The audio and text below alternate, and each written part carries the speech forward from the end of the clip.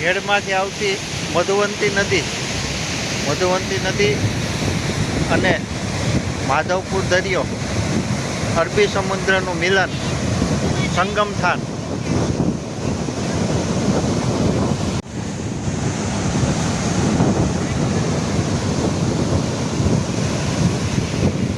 Shankar Dada